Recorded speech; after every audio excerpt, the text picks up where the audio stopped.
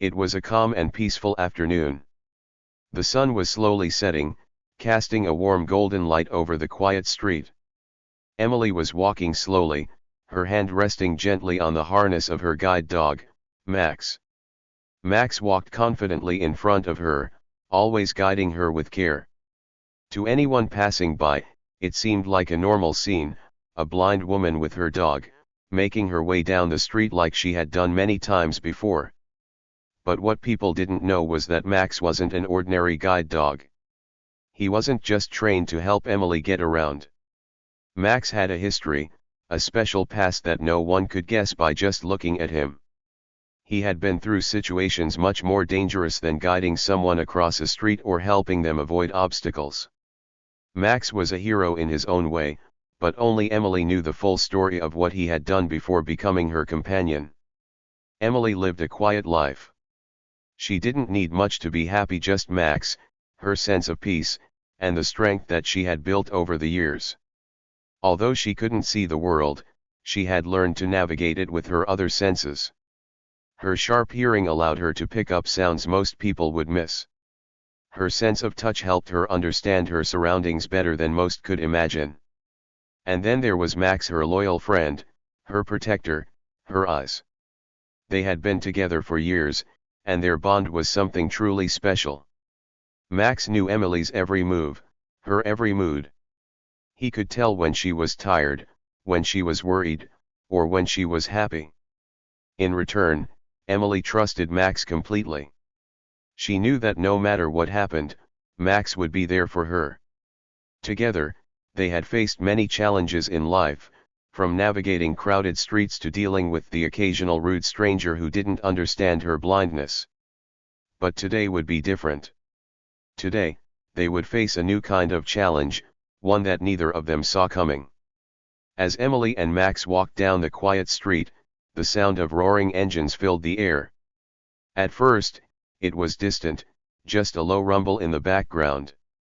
But it quickly grew louder, more aggressive, as a group of bikers came speeding down the road.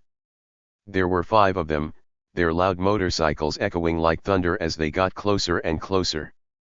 They were talking loudly, laughing, and revving their engines, showing off their power.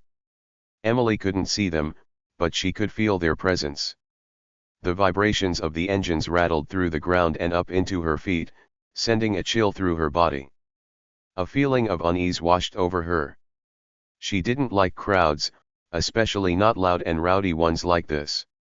And although she had dealt with unfriendly people before, something about this felt different. She gripped Max's harness a little tighter. Max felt it too. He slowed down, his steps becoming more cautious. His ears perked up, and his body tensed as if he was preparing for something. Emily could tell that Max was on high alert. Whenever Max was like this, it meant that something was wrong. The bikers spotted her as they rode closer. Their engines roared like wild animals, growling and snarling as they circled around her. To them, Emily looked vulnerable, a blind woman walking alone. They didn't know about Max, and they certainly didn't know what Max was capable of. To the bikers, this seemed like a perfect opportunity to cause some trouble, to intimidate someone who couldn't fight back. The leader of the group, a tall man with a shaved head and a leather jacket, revved his engine loudly as he came up beside her. He laughed, a mean, mocking sound, as he shouted over the noise, "Hey, lady! Where do you think you're going?" Emily didn't respond. She kept walking, her heart beating a little faster now, but she stayed calm. She had dealt with rude people before, and she knew not to engage. But this time felt different. She could sense the hostility in the air, the feeling that these men wanted more than just to make fun of her. They wanted to scare her. Max sensed the danger too. He slowed down even more, keeping himself between Emily and the bikers. His ears were fully upright, his muscles tense under his sleek fur. He let out a low growl, almost too quiet for the bikers to hear, but Emily felt it. Max was ready to protect her, just like he always had. The bikers didn't notice Max's warning signs. They were too busy showing off, laughing, and revving their engines even louder. Another one of the bikers, shorter but stockier, pulled up closer. "What's the matter? Cat got your tongue?" he shouted, laughing cruelly. Still, Emily stayed silent. She knew better than to engage with bullies, but that didn't stop the knot of fear from forming in her stomach. She trusted Max, but this situation was escalating quickly, and she didn't know what these men were planning. Max growled again, louder this time, and the tall biker finally noticed. He glanced down at the dog, frowning. "What's with the mutt?" he sneered. "Does he bite?" The stocky biker laughed. "I bet she can't even see him," he shouted, thinking it was funny. The others laughed too, the sound echoing around Emily as they continued to circle her. But Max wasn't just any dog, and these men were about to find that out in the most unexpected way. The leader of the group, a man with a loud, booming laugh and a mean grin on his face, revved his motorcycle as they rode up close to Emily. His voice was full of mockery as he yelled, "Hey, lady! Where you headed? Or can you even see where you're going?" The other bikers started laughing along with him. Their laughter was harsh, and they began circling around Emily, making her feel trapped. She could hear the sound of their engines growling louder, and she knew they were trying to intimidate her. They blocked the sidewalk, leaving her no way to escape. Even though the situation was scary, Emily stayed calm. Her hand rested on Max's back, feeling the warmth and strength of her loyal dog. She spoke in a quiet but firm voice, "I'm just minding my own business." Her voice was steady, though she knew these men were looking for trouble. Emily had faced rude people before, but this time felt different. The bikers were not just being mean, they were dangerous. Max, her guide dog, could sense the danger too. His body tensed under her hand. She could feel the strong muscles in his back tightening, as if he was ready to act. Max had been trained for tough situations, but the bikers didn't know that. To them, Emily and her dog looked like easy targets. They thought they could bully her without facing any consequences. They had no idea who Max really was or what he was capable of. One of the bikers, a tall man with a dirty bandana wrapped around his head, got closer. His motorcycle roared as he pulled right up next to Emily. Without warning, he grabbed her arm roughly, pulling her toward him. "Come on, sweetheart, let's go for a ride," he said with a sneer, his voice dripping with cruelty. Emily's heart raced. She wasn't just scared for herself, but for Max too. But she knew she had to stay calm. Panicking wouldn't help.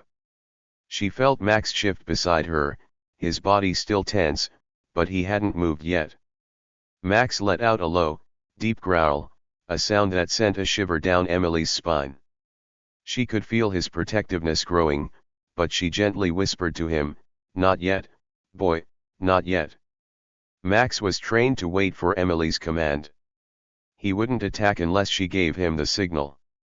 But Emily knew that if things got worse, Max would defend her without hesitation. He had done it before, and he would do it again if necessary. The bikers didn't seem to care that Max was growling. They were too focused on their game, too busy trying to scare Emily. Another biker, shorter and with a scruffy beard, laughed as he revved his engine. "What's the matter, lady? Afraid of a little fun?" he taunted. Emily tried to pull her arm away from the man holding her, but his grip was strong. She could feel the roughness of his hands, and it hurt. "Let go of me," she said, her voice firm, but the man just laughed again. "Why? What are you gonna do about it?" he sneered. His friends laughed even louder, egging him on. Max's growl grew louder. He could sense Emily's distress, and his instincts were kicking in. Max wasn't just any dog. He had been trained to protect Emily in dangerous situations. What these bikers didn't know was that Max had once been a military dog, trained to serve in the toughest conditions.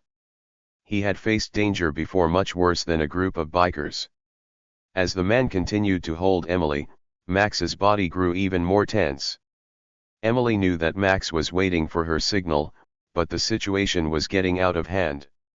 She didn't want it to escalate, but she also knew that she couldn't let these men hurt her. "Let her go, man. She's blind," one of the bikers said, but he didn't sound concerned. He was laughing as if the whole situation was a joke. The man holding her arm shook his head. "So what? She's not gonna see it coming," he joked, making the other bikers laugh harder. Emily took a deep breath. She had to act fast. These men weren't just trying to scare her anymore, they were crossing a line. She knew that if she didn't do something, things could get a lot worse. But she also knew that Max was her best defense. "Let go of me," she said again, this time louder, trying to keep her voice steady. "Or what?" the man taunted, his grip tightening. Emily knew it was time. She couldn't wait any longer.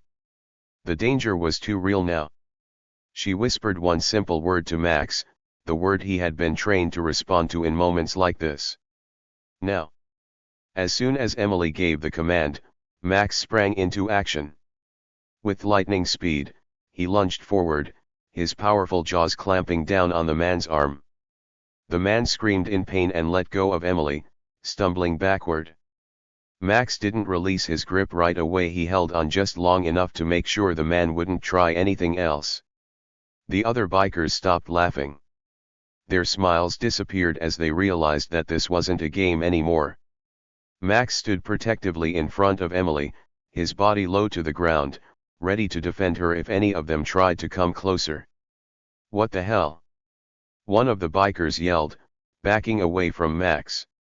"Get that dog away!" another one shouted, fear in his voice. Max growled again, warning them to stay back. Emily didn't need to see the fear on their faces, she could hear it in their voices. The men who had been so confident and bold just moments ago were now scared of the very thing they had underestimated. The leader of the group, the man who had grabbed Emily, was still holding his arm where Max had bitten him. His face was twisted in pain and anger. "You're gonna pay for this," he shouted, but there was no more laughter in his voice. Emily stood tall, her hands still resting on Max's back. She knew that as long as Max was by her side, she was safe. The bikers had underestimated her, and they had definitely underestimated Max. "You should leave," she said, her voice calm but strong. For a moment, the bikers hesitated. They looked at each other, unsure of what to do next. Then, without another word, they revved their engines and sped away, leaving Emily and Max standing alone on the sidewalk. As the sound of the motorcycles faded into the distance, Emily let out a long breath. She knelt down beside Max, running her hand through his fur. "Good boy," she whispered, her voice full of gratitude and love.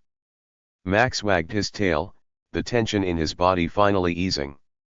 Together, they walked down the quiet street, just as they had before. But this time, Emily knew that no matter what challenges came their way, she and Max would face them together stronger than ever. Emily could hear the bikers laughing louder and louder. Their mocking words were meant to scare her, but she remained calm, listening closely to the sounds around her. She could sense that the bikers were moving in closer, trying to frighten her even more. But what they didn't know was that Emily wasn't afraid. She had Max by her side, and that meant she was never alone.